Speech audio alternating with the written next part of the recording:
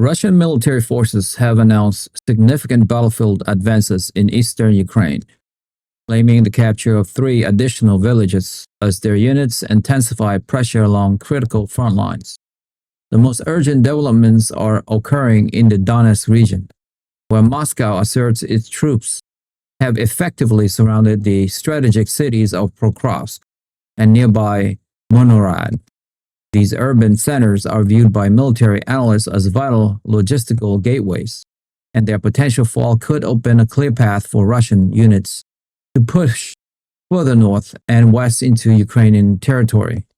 Reports from the ground indicates that street fighting has erupted in central areas of these cities, with Russian officials stating that Ukrainian troops have been cut off from their main supply lines.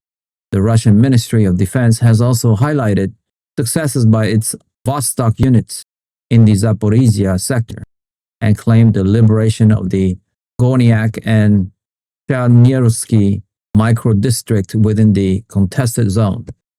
These physical gains on the ground are accompanied by wide-scale strikes targeting Ukrainian energy grids and port infrastructure, aiming to weaken Kyiv's defensive capabilities as winter approaches.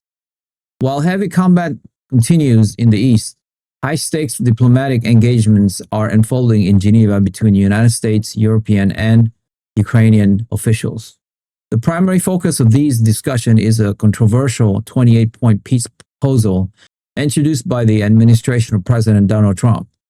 This draft plan has reportedly demanded that Kyiv cede major territories currently held by Russia, significantly reduce the size of its military forces, and permanently abandon its aspiration to join the North Atlantic Treaty Organization.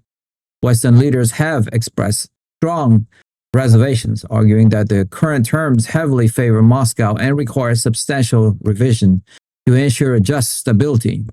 Despite the criticism, the White House has indicated that the proposal is not a final document, but rather a framework for negotiation. U.S. and Ukrainian negotiators have reportedly made meaningful progress in drafting a refined version of the plan, though President Trump has warned that Ukraine risks losing American support if a compromise is not reached. Beyond the immediate front line, tensions have flared deep within Russian territory and along its western borders. The Russian Federal Security Service, known as the FSB, claimed to have thwarted a sabotage attempt on a railway line in Siberia, which serves as a crucial conduit for both passengers' travel and cargo.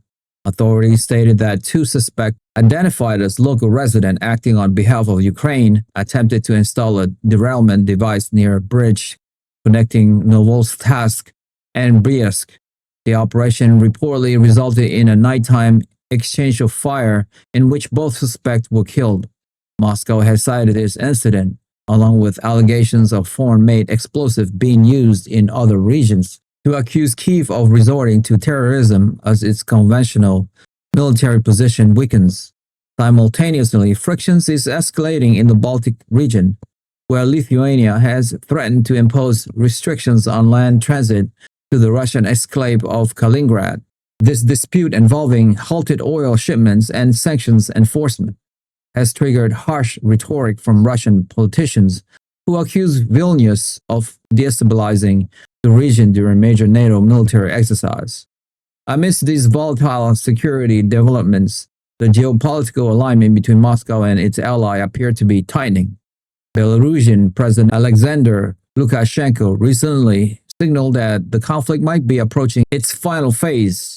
In a pointed remark delivered during talks with a Russian governor, Lukashenko expressed confidence that the war would conclude in the near future, allowing Russia-Belarus access to shift focus back to domestic development and internal affairs. His statement suggests a belief in Minsk that the war's trajectory is moving toward an outcome favorable to their shared interests. This narrative of a strengthening coalition is further supported by comments from the Iranian ambassador, who confirmed that military cooperation between Tehran and Moscow is advancing despite opposition from the United States and Israel. The ambassador noted that this partnership includes political support and new defense agreement, driven closer by shared sanctions pressure and a mutual rejection of Western unilateralism. The convergence of intense battlefield aggression and accelerated diplomacy marks a decisive moment in the conflict. As Russian assault units report the destruction of Western-supplied armor and push forward near Raven, the international community is watching the Geneva talks for any signs of a breakthrough. Leaders from the European Union have publicly welcomed the dialogue but remain cautious, acknowledging the substantive exchange taking place while wary of the concession being proposed. The situation remained fluid, with the White House describing the Geneva draft as a refined framework that leaders must now review, with Moscow pressing its advantage to secure more territory before any potential deal is signed, and Kyiv facing mounting pressure from both enemy fire and allied diplomatic demands.